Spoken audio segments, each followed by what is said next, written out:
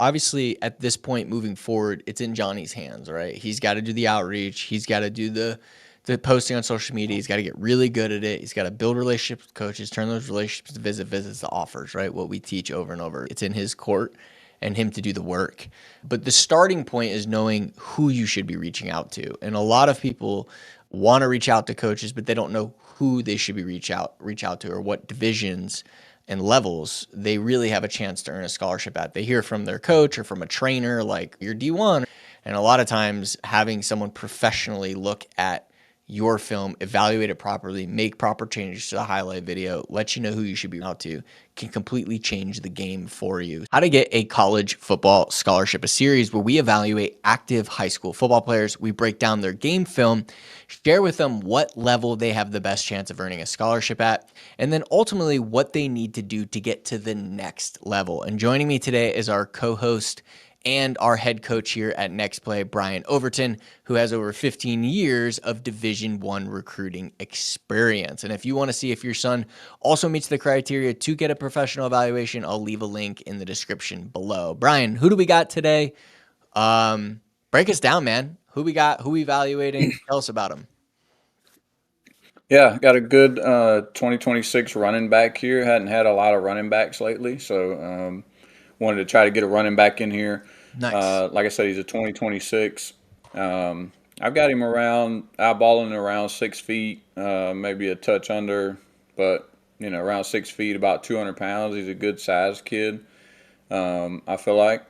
And again, just wanted to try to mix it up as much as we can. We get a ton of evaluations, so I try to mix it up position wise, just so people can get some position specifics and stuff on the tape that we don't normally do. We do.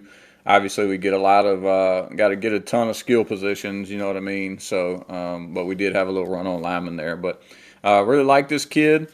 He's got a little over 2 minutes on his tape. So again, before we get into it, a couple things that we coached him up on. One was, again, very repetitive. Every video just about had him do an information slide with all his information on there. Did not have that. Critical. We talk about it a lot, but Gotta critical have for it. a 2026, especially for a 2026, because he should be right in the meat of his recruiting right now. So having all that information on that info slide is critical. And getting the coaches, if they watch your tape, being able to start a profile on you, add you to the board, or contact you. So had him do that. Had him move a few plays around, and it wasn't. So it's like I said, it's a little over 2 minutes, so it's not super long. So what I'm gonna do is I'm gonna just kind of let it run. When we get to one of those plays, I'm gonna just pause it and tell you that these were one of the plays. We had him move up because it's not really long in length. And as we go along, so I don't have to talk over the tape as well, we had him group. He's a two-way player. So we had him. No, I'm sorry, not a two-way player, but he had some runs that were scattered in there that kind of needed to be up towards the beginning of the tape. So again, I'm gonna just let it run here, and as we go, I'll talk about like always, I'll talk about some things I like about him, and any adjustments that we had on the tape itself, so we don't have to skip back and forth since it's not that long. Okay. See what we got here. He's 6 foot. Okay. Yeah, he's got pretty good length. And Okay. so obviously this first play I like. It's a really long touchdown run. But it has a lot, it's got a lot to it. Okay, so I just want to go back real quick. All right, this has got a lot to it. First of all, when he gets in here, right here, he kind of disappears. All right, Yeah. so yeah, this makes, when I say things like this, sometimes I know people are like, man, this is weird to say. It sounds weird, this, that, and other. But he does. He disappears in there, but he pops back out. Okay, so not having to look at this tells me he either has some sort of good feel. You know what I mean? Back there, because you literally can't see him where I have the tape paused. Okay, so he obviously doesn't have his eyes closed back there. So he has some type of feel for the position, but he also is got to have some kind of feel along with some contact balance and things like that on how to get a yard out of this, because this does not look like a positive play right now, Right. clearly. And so, but as you let it run here, he kind of pops out, he gets that jump cut, pops out of there and gets vertical, splits those two guys, and then is kind of off to the races. And then he kind of defeats the guy at the end there, even keeping his balance to get the ball in the end zone. Okay, so there was a lot to unpack right there. All right, and I want to say this before I let this next play go again because I try to get into the position specifics as we go as much as Yeah. possible. And again, the tape isn't terribly long either, so I try to do more of the position specifics. But when I worked for Butch Davis at North Carolina, he basically built the foundation for my whole evaluation process. Learned a ton from him on evaluating players, put together the best team in college football history, all that good stuff. I'll never forget what he told me about running backs. He was like, Coach, whenever you're evaluating running backs, all the really good ones, and he didn't say great, but he said all the really good ones can do two things. Should be able to do two things.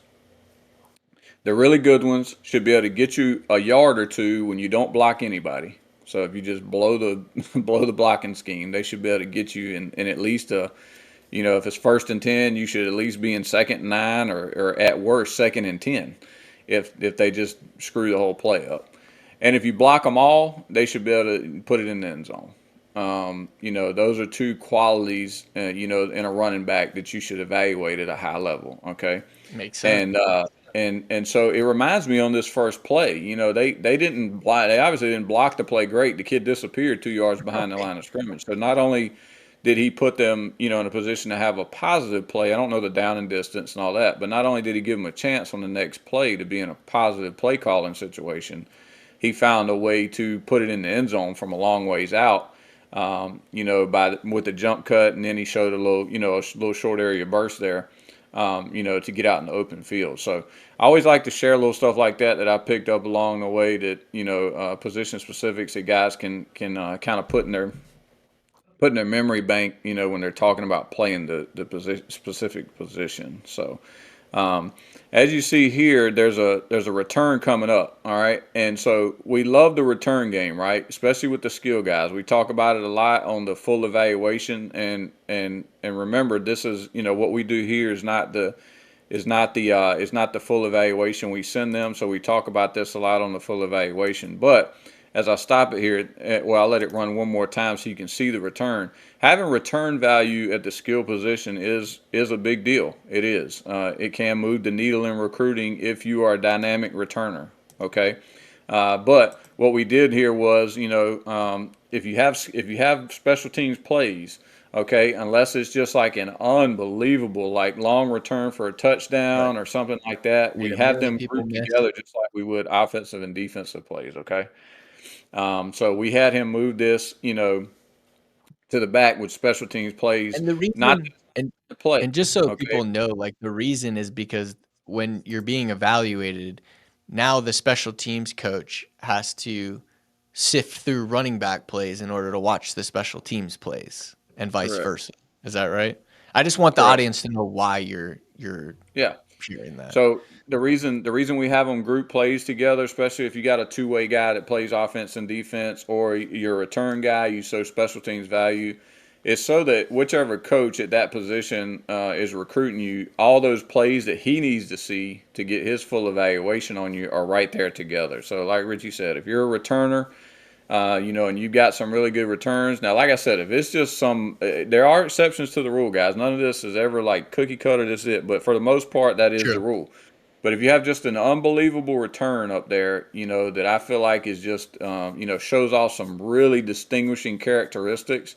Honestly, what I'll do with those is if you're a skill guy, I'll put it like right. It may be the first play on the tape, depending on what it looks like, and the situation matters. Context matters.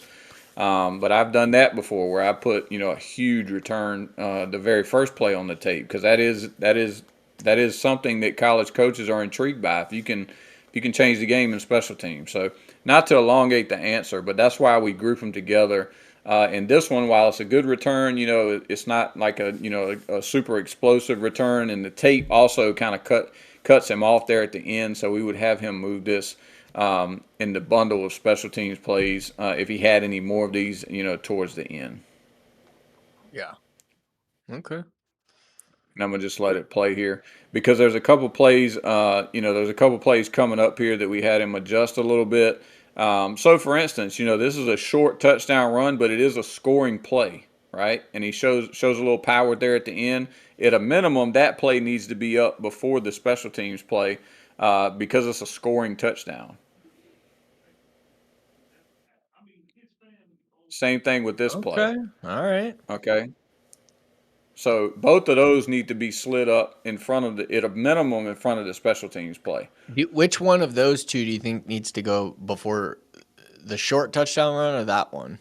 No, good. Yeah, that's a good point. This is what we told him. So as you take it back here, obviously, like I said, let me get back to this one. Man, that was a long intro to that play. This one right here, obviously, short touchdown run. This one would probably go after the longer one. This is a more explosive play to get right Right. down to it. Right. This is a more explosive play. Again, shows some pretty good feel, some good vision. He knows when to hit it and get it.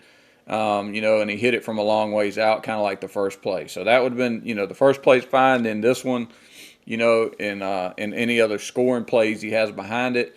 But again, just the adjustment of sliding that one special team, because you never know, guys, in the first 3 or 4 plays, it can make a huge difference. You know what I mean? And that special teams play stuck in there. The guy might get a text message or something, get away from his phone. There's another scoring play, not from a terrible long ways out. So he did a pretty decent job at least getting his scoring plays up here at the front. But that special teams play was stuck in there where we had him adjust that a little bit. Yeah. Okay. Yeah, I mean, context matters, like you say, and we say pretty much on every call. But like, also that short yardage play, depending on the size too. If you're a running back and you're like 6'3", 230, and you just bulldoze people into the end zone, then that might be a different scenario, right? A different player, a Correct. different order of plays. So I just want to make that clear, right? Where if you're a running back and you're Yeah, watching this and you're like, oh, I'm just going to follow exactly the way this kid does it, like that's not going to work, right? Because everybody's a little different. that's right. And every play is a That's little right. different. So unless your Yeah. plays look exactly like his, you might not want to do it in that order. Just because, Yeah, and again, and to Richie's point, that's why we say, this is not the full evaluation, that we send to the family and the kids. We clearly explain in more detail on the voiceover and the screen grabs, exactly why we're saying, what we're saying, if it's multiple plays, and things like that. But again, I can't stress it enough, and again, I'm a broken record on here. When I say, the position specifics matter, and what coaches are looking for at that position early in the tape, matter. And it does, man. This is not coach speak. This is not us, up here telling you what you want to hear because it's us saying it. I'm telling you, I sat in those rooms. I've sat in front of head coaches at the highest level of college football.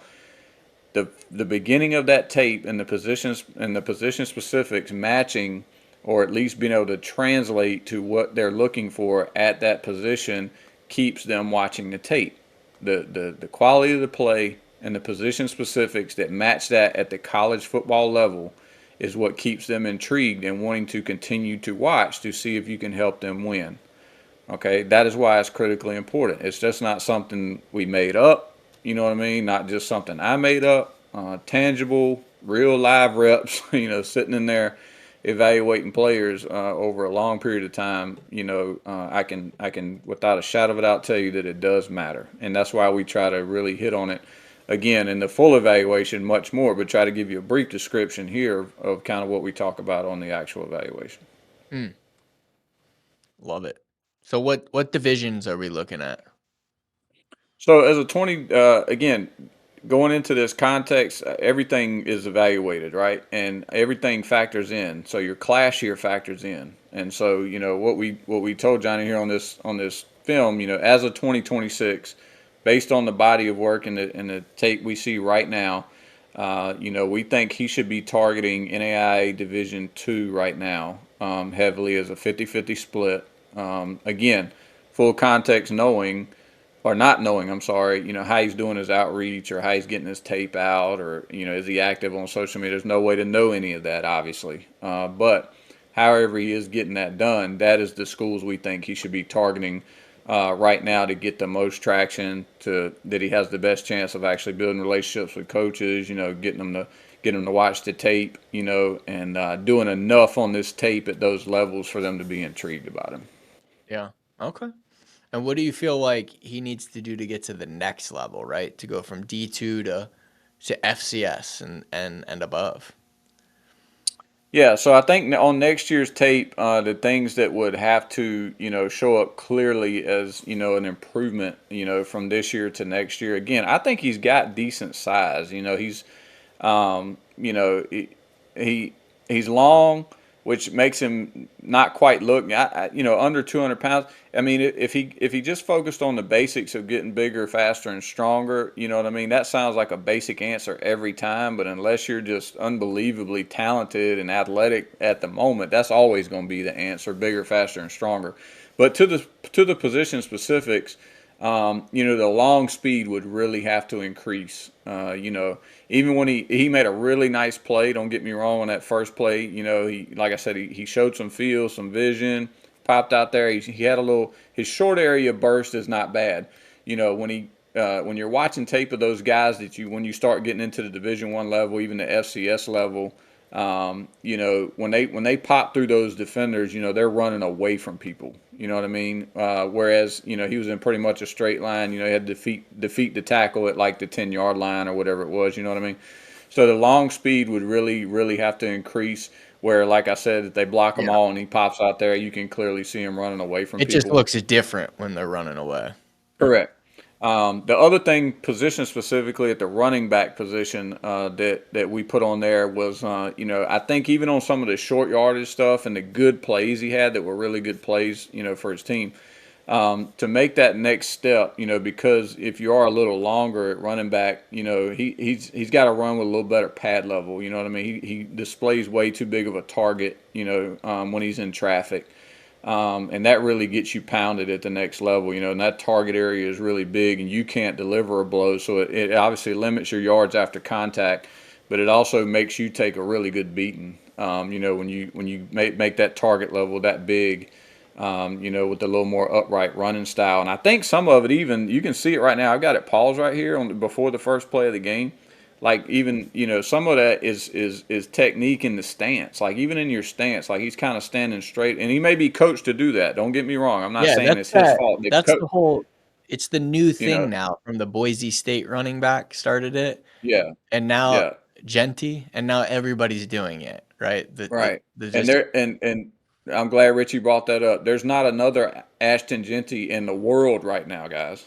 uh, There's one, and he's it. So he can line up, turned around backwards to the line of scrimmage if he wants. You know what I mean? well, Because this is a good point. So, what makes is it the contact balance? Like, why is he just so good? for Ashton Genty, Yeah, he checks every box. And what I mean by that is he's big, right? He's a but he's not. big back. How tall is he? But well, when I say big back, I don't mean, you don't have to mean like 6'2". So like he's probably, 5'11"? I don't know, he's over 200 pounds for sure. You know what I mean? Definitely. But He's he's packed thick. in there. He's I thick. watched his pro day. He looks like a linebacker. Let's put it like that. He looks like a linebacker. But all those things I just said, contact balance is off the charts. Like, if you don't wrap him up, you're not going to tackle him. Okay, contact Yeah. balance is off the charts at this size, right? His vision is off the charts. His short area quickness is off the charts. Like, his jump cutting ability, his side to side movement, and then when he does all that, whether you missed a tackle, he jump cuts, hits the hole, or whatever, he scores for all those reasons. He puts the ball in the end zone from every area of the field, deep, short. You don't have to take him out of the game. Catches the ball well out of the backfield on third down. He's a good pass protector. He'll stick his face in there on a blitz. Like, he just checks all the boxes, and those guys don't, at running back, that check every single box like that. They're I hate to say, I don't like using this word, but at those positions, they're almost generational guys. Like, Saquon came along and it was a no-brainer that you needed to take him high. He was just that good and checked all those boxes. And there hadn't been one Who? like him since this kid, Who? Saquon Barkley. What about He the was dude this from Alabama that which one? was at Tennessee and now he's with the Ravens? I mean, he was that guy too. Derrick Um, Henry coming eh, out of high school, Derrick Henry coming out of college was just huge, right? I mean, like he was just a physical freak. I'm talking about like the detail, position specifics. Like didn't yeah. tell you to Okay. take Derrick Henry like crazy high, like it has Saquon Barkley and Ashton Genty. You know what I Yeah. mean? Now he's a really good player. Don't get me But wrong. here's I mean, he's fantastic. but we'll end this video. But like this is you and I talking because I'm genuinely curious from your perspective. But like the fact that he played in the group of five teams, you know what I mean? Like he didn't really play against SEC level linebackers and defensive linemen week in and week out. So do we really know? Like, is that the risk? Is that's why he's not going to go in the top of the first round? You see what I'm saying? That's my thoughts. But from yours, as a One, because you've been in the SEC and you also coached Group of Five. What are your thoughts? one, one. I'd be shocked if he doesn't go in the top 15 picks. Shocked. And I'm not shocked at a lot of things. I'll be shocked if he doesn't go in the top 15 picks. And I say this even evaluating high school players, and I talk to parents about this all the time. A seasoned evaluator, a guy that knows what he's looking at with the position specifics and the certain things guys do, even if you're evaluating him at the G5 level, obviously not the top of college football. There's certain guys like him, you can just tell he would thrive anywhere he went. You know what I mean? Which is why everybody in America was tampering with him before last year, trying to get him to come to their school, and that was everybody in the SEC included. Believe me, Yeah, because you were you one of them. know, because I was one of them. So it's 100%. You know what I mean, that he would have thrived no matter where he went. But again, those guys just don't come along like that very often at that position. They just don't. You know what I mean? Yeah, That are just that God given and they just check every box at that position that can be a big time game changer at that position. So that's why I want to reiterate though. There's not a lot of guys like that running around, guys. So totally. you know. Okay.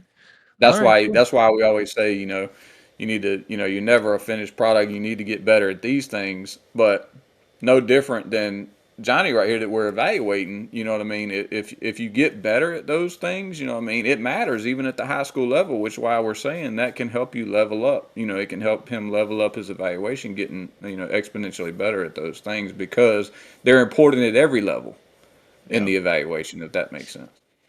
Definitely. Okay. All right, cool, man.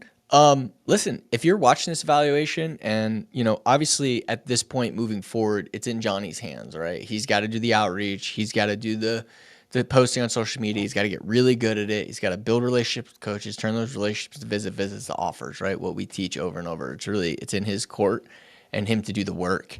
But the starting point is knowing who you should be reaching out to. And a lot of people want to reach out to coaches, but they don't know who they should be reach out to or what divisions and levels they really have a chance to earn a scholarship at. They hear from their coach or from a trainer like what division, you're D1 or you're, and a lot of times having someone professionally look at your film, evaluate it properly, make proper changes to the highlight video, let you know who you should be out to, can completely change the game for you. So if you'd like to see if your son meets the criteria for professional evaluation, I'll leave a link below. And also, crazy stat, only 21% of the people that watch our videos are subscribers. So if you enjoyed this video and you want to continue to watch it, we post a podcast on the YouTube channel every Monday. We post a coaching video or how-to video every single Wednesday. So if you want to continue to watch videos and you like Brian, because I know you don't like me, then make sure to consider subscribe, and we'll see you on the next one.